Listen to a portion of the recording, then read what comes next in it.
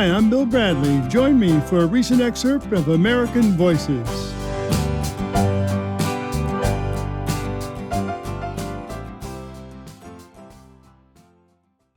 It's a gift to find your passion, and that's what happened to Deanna Curtis 20 years ago. She was a stay-at-home mom, and along with her 2 sons and other Cub Scouts, she saw a demonstration on birds of prey, and she got inspired. She decided to pursue a career in the ancient sport of falconry. Well, she's now the director of falconry at the Broadmoor Resort in Colorado. Chase. She's also founded her own nonprofit. It's called Wild Wings Environmental Education. Deanna Curtis, she's here with me now, and thanks for coming on American Voices, Deanna.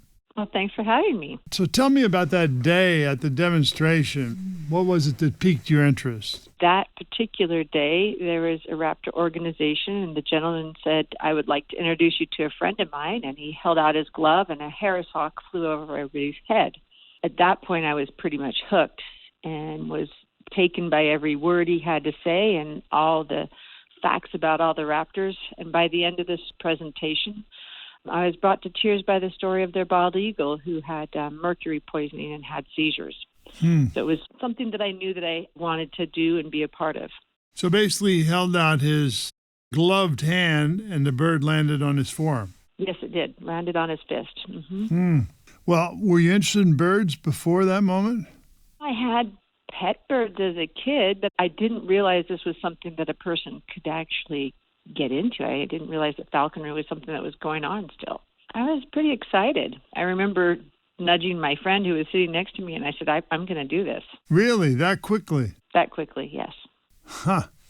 So what did you have to do to learn falconry? So to become a falconer, you have to be state and federally licensed, which entails taking a test and passing it by 80%. And you have to have a sponsor, somebody who will teach you the ropes and show you what to do, how to get a bird, how to hunt with it, how to look for disease and health and all that. And then you also have to have a facility, which is called a muse, and that's where you keep your bird, and it's inspected by the state. So how did friends react to your newfound interest? Yeah, good question. Some people thought it was really, really interesting, and other people looked at me as though I was kind of strange. And then when they look in your freezer and they see the kind of food you've got for your hawks, they think you're a stranger. What kind of food? Quail, rats, mice, day-old chicks. Oh, you keep rabbits. Those in your refrigerator? Well, it's all in my freezer. And then, when I defrost it, I put it in the fridge. Right. So tell people what falconry is. Yeah, so falconry is an ancient sport. It's been practiced for about 4,000 years. It is to hunt wild quarry with a trained raptor. So a bird of prey, so a hawk, an owl, falcon, eagles. So how do you train them? It's all food related. So you weigh your bird regularly. You find an optimum weight range that the bird responds to you. So the more you hunt your bird, the better hunter it's going to be. And then you start training it to work with you for food. Once the bird is taking food from you, then you ask it to hop to you for food. Once the bird is hopping to you, you take it outdoors, you put it on a long line, which is called a creance, and you ask it to fly to you 100 feet or so. You start off short, 10 feet, 20 feet, and you keep getting further and further. Once the bird is flying about 100 feet, you decide that it's time to start hunting with it. So you take it out. With my case, I hunt with a red-tailed hawk. I take her out into a field. Today we're going to go hunt some jackrabbits. You walk through the field, and when a rabbit gets up, the hawk will take off and chase it. They're typically catching things that they can't fly off with. So you go to the bird, and if the animal is still alive, the ethical thing to do is to dispatch it, and so it doesn't have to suffer. 80% of raptors don't survive their first year, so if a falconer can take them, trap them, and use them in falconry and hunt with them, they can choose to release them at a later date, and the bird will have a better chance of survival. So we are considered to be a zero impact sport on wild populations. So the birds are frequently extremely beautiful, right? So describe for people what they look like and what their faces are like and their colors. So the Harris hawk, which is the most common bird that we're using in our flying demonstrations, they're from the desert Southwest, so very brown. They've got a bay color wing, very chocolatey brown chest and back, a longer tail than, say, a red-tailed hawk. They're very social birds. They're the only raptors that hunt in groups or packs, so they're called wolves of the sky. Do you form a bond with the birds, and do they have different personalities? Absolutely. And so the bond is both ways, but it's different. So on my way, I'm a human. I've got human emotions, and I form an attachment to my birds. I like going hunting with them. I like being around them. But it's not the same kind of bond I have with my dog, who likes to cuddle with me and likes to be pet. The bond that I have with my hawk is a hunting relationship, and that's all it is on her end. So for me, I have more feelings for her. For her, she just wants me to go out and take her flying and take her hunting, and she looks to me to flush her quarry.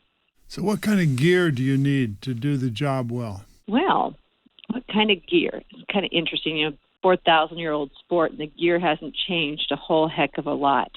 You need a gauntlet or a glove, a hood to be able to hood your falcon or your hawk, so that takes away their sight, which keeps them nice and calm. The new thing that has come about over the years is telemetry. So if your bird takes off and you can't find it, you can now track it down.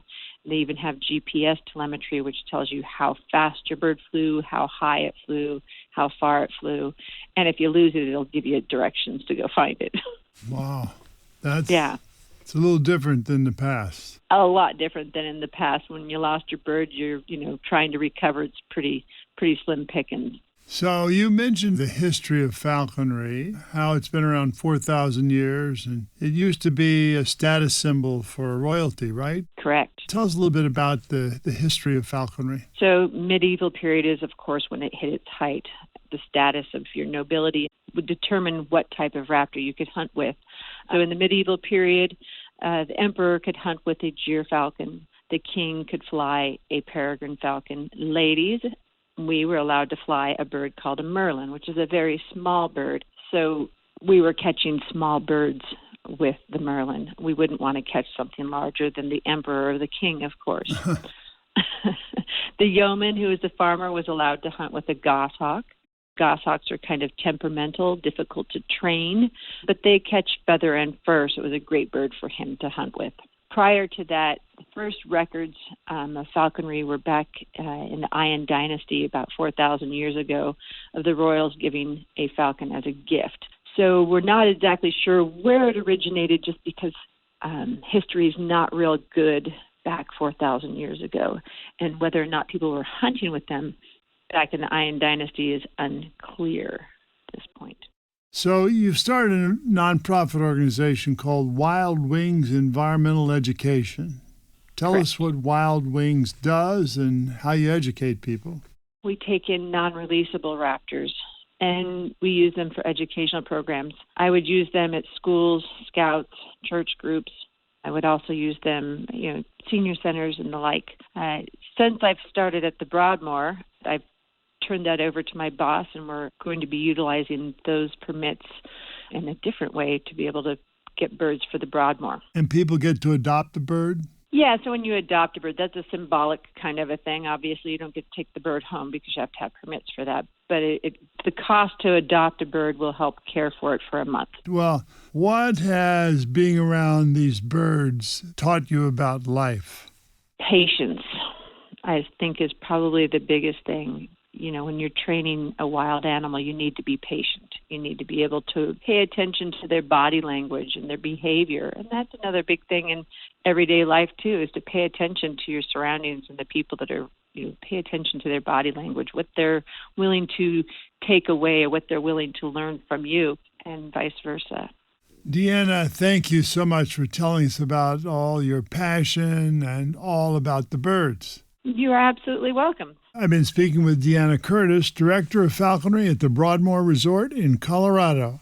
She's also the founder of the nonprofit Wild Wings Environmental Education, where you can adopt a bird. To find out more, visit us on Facebook. It's facebook.com/American Voices with Senator Bill Bradley. Little bird, brush your gray wings on my head. Say what you said, say it again. Little bird, little bird.